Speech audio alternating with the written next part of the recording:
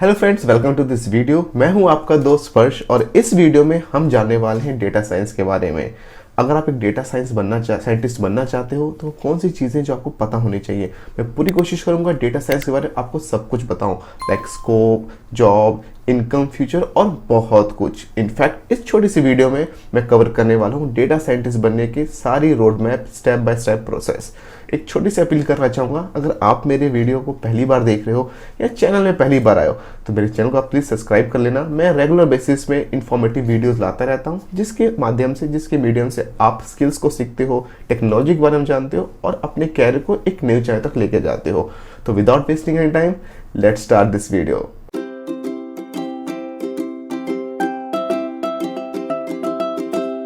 Tech industry में machine learning और data science related बहुत सारी हाई पेइंग जॉब है। ये जो जॉब होती है ये बहुत ही ज़्यादा हाई डिमांडिंग है। रीज़न भी इस इंडस्ट्री में स्किल्ड लोगों की बहुत सारी कमी है। अब एक सर्वे की हम माने या एक प्रेडिक्शन की माने तो 2025 के आते आते स्पेशली जो डेटा साइंस का इनकी इंडस्ट्री है वो $6 बिलियन तक ग्रो हो चुकी होगी। जैसे कि मैंने आपको बताया कि इस वीडियो में हम डिटेल में समझने वाले हैं कि डेटा साइंस क्या होती है और अगर आप एक डेटा साइंटिस्ट बनना चाहते हो तो उसके लिए स्टेप बाय स्टेप प्रोसेस क्या होगी। चलिए डेटा साइंस को बहुत ही सिंपल एग्जांपल से हम समझते हैं।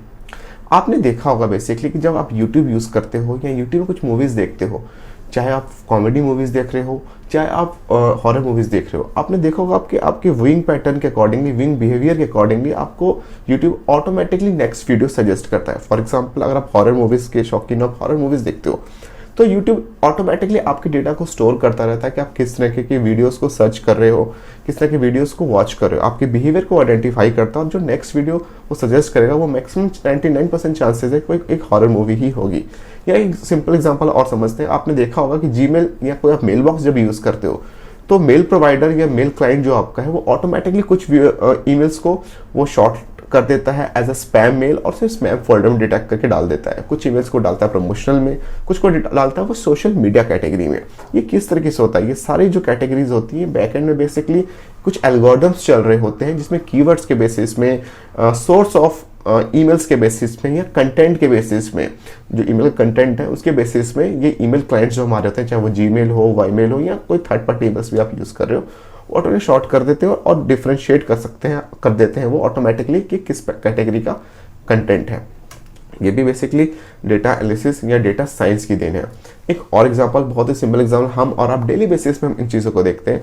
फॉर एग्जांपल, आप चैट कर रहे हो, लेट से आप कोई पर्टिकुलर चैट एप्लीकेशन यूज़ कर रहे हो और आपने कोई टाइपो एरर कर दिया, कोई स्पेलिंग मिस्टेक से कुछ गलत स्पेलिंग लिख दिया आपने, तो आपने देखा होगा कि वो चैट एप्लीकेशन आपको ऑटोमेटिकली कुछ सजेस्ट करती हैं या कुछ ऑटो करेक्ट कर देती हैं। तो ये जो ऑटो करेक्ट, ये जो ऑटो सजेशन का फीचर है, ये जो है डेटा साइंस की ही देन है। अगर हम सीधे शब्दों में समझे तो डेटा साइंस का मतलब है कि बहुत सारे डेटा को कलेक्ट करना, उन्हें एनालाइज करना, उनसे एक पैटर्न को फाइंड आउट करना और उन पैटर्न से कुछ इंसाइट्स प्रेजेंट करना, निकाल के बाहर लाना। इंसाइट इन सेंस कुछ वैल्यूएबल इंफॉर्मेशन निकाल के बाहर लाना। जैसे कि मैंने आपको सिंपल से एग्जांपल बताया कि आप अगर नेटफ्लिक्स या यूट्यूब यूज़ करते हो और आपकी व्यूइंग पैटर्न या सर्च पैटर्न के बेसिस में वो आपको ऑटो सजेस्ट करते हैं नेक्स्ट वीडियो। लाइक अगर आप हॉरर मूवीज़ देखते हो या आप कॉमेडी मूवीज़ देखते हो तो उस पैटर्न के अकॉर्डिंगली आपको जो नेक्स्ट वीडियो यूट्यूब या नेटफ्लिक्स सजेस्ट करेगा वो 99% चांसेस है वो या तो हॉरर मूवी होगी या वो बेसिक कॉमेडी मूवी होगी, basic on the basis of your viewing pattern. अब हम बात समझते हैं, ये जो बेसिकली जो इनसाइट्स निकल कर बाहर आती है डेटा से, ये एक बेसिक डेटा साइंस का ही पार्ट है। आपने बहुत सारी टर्मिनोलॉजी सुनी होगी, like machine learning, artificial intelligence, इस डीप लर्निंग, ये जो टर्मिनोलॉजीज आपने सुनी है, this are all the part of data science. Data science में बेसिकली 3 प्रोसेस होती है। प्रोसेस 1, डेटा को कलेक्ट करना। प्रोसेस 2, जो कलेक्टेड डेटा है उसको एनालाइज करना। एंड प्रोसेस नंबर 3, एनालाइज करने के बाद उस डेटा में से कुछ इंसाइट्स निकाल के लाना जिसका आप यूज़ कर सकते हो बिजनेस की ग्रोथ में या जिसकी हेल्प से, जिसके थ्रू आप किसी बिजनेस की प्रॉब्लम को सॉल्व कर सकते हो। अब हम एक प्रैक्टिकल एग्जांपल देखते हैं। लेट्स अज्यूम कि आपका कोई एक ई-कॉमर्स स्टोर है। इट मीन्स आपकी ई-कॉमर्स वेबसाइट है जिसकी ऐड आप सोशल मीडिया के ऊपर रन कर रहे हो। लेट्स से आपका कोई ई-कॉमर्स स्टोर है जिसके ऊपर आप कुछ प्रोडक्ट्स को सेल करते हो। अब क्या है कि आपने एड्स रन करी अपनी वेबसाइट के ऊपर ट्रैफिक ड्रॉ करने के लिए। हो सकता है कि जो आपने अपनी एड रन करी उसमें 1000 विजिटर्स आपकी होम पेज पे आए प्रोडक्ट के या आपकी वेबसाइट के, और फिर 2000 किसी एक पर्टिकुलर प्रोडक्ट की डिटेल पेज तक गए 300 यूजर्स। उन 300 यूजर में से लेट्स अज्यूम 50 यूजर्स ने उस पर्टिकुलर प्रोडक्ट को ऐड टू कार्ट किया, and out of those 50 users 30 users गए चेकआउट पेज तक, और उसमें आउट ऑफ 30 10 यूजर्स ने उस प्रोडक्ट को बाय किया। इट मीन्स आपके पास जो कलेक्टेड डेटा था, वो जो जो आपके पास साइट के ऊपर जो डेटा आया था, यूजर विजिटर्स आए थे, वो एक डेटा है 1000 यूजर्स आपके पास आए थे। आउट ऑफ दोस 1000 10 यूजर्स जो आपके तो पेड या पोटेंशियल क्लाइंट्स बन गए, बट वो जो 50 यूजर्स या 30 यूजर्स जो आपके चेकआउट पेज तक गए थे, that is also a valuable data for your business. आप उनको रिटारगेट करके अपनी बिजनेस की ग्रोथ में यूज कर सकते हो, सेल्स को कन्वर्ट कर सकते हो। रीजन बिंग वो यूजर्स हैं जो चेकआउट पेज तक गए थे बट उन्होंने पेमेंट नहीं की। तो अगर आप किसी सोशल मीडिया मार्केटिंग का भी एग्जांपल हो, स्ट्रैटेजी बिल्ड करने में भी हम डेटा साइंस का यूज करते हैं। अब बात आती है कि इतने सारे यूजर्स सोशल मीडिया पे हैं, तो डेटा साइंस का यूज किस तरीके से बढ़ता जा रहा है। देखो, आज से कुछ साल पहले तक इतना डेटा नहीं हुआ करता था। आज की डेट में we know billions of users are using social media, और हर एक बिजनेस के लिए एक potential set of potential client का ग्रुप है जो सोशल मीडिया पे एक्टिव रहता है। तो मुझे पता है कि जो हर सेकंड में हमें सब हर सेकंड में लाखों नहीं करोड़ों डेटा कलेक्ट हो रहा है, बट आज से पहले ऐसी बात नहीं थी। हम मैनुअली डेटा कलेक्ट करते थे, क्वांटिटी कम होती थी तो उन्हें मैनुअली एनालाइज करते थे। बट आज डेट में जहां एक एक सेकंड में लाखों करोड़ों डेटा कलेक्ट हो रहा है, हमें ऑटोमेशन की रिक्वायरमेंट आ जाती है। यही रोल आता है डेटा साइंटिस्ट का। वो ऑटोमेशन का यूज करते हैं, वो कुछ एल्गोरिथम्स का यूज करते हैं, कुछ सॉफ्टवेयर का यूज करते हैं, और डेटा को एनालाइज करके उनमें से वैल्यूएबल इंफॉर्मेशन फाइंड आउट करते हैं, जिसका यूज करके वो बिजनेस को ग्रोथ प्रोवाइड करते हैं या किसी पर्टिकुलर प्रॉब्लम को वो सॉल्व करते हैं। तो चलिए अब जानते हैं कि वो कौन से 5 प्रोसेस हैं या स्टेप्स हैं जिनको फॉलो करके आप एक डेटा साइंटिस्ट बन सकते हो। तो स्टेप नंबर 1 है लर्निंग अ प्रोग्रामिंग लैंग्वेज।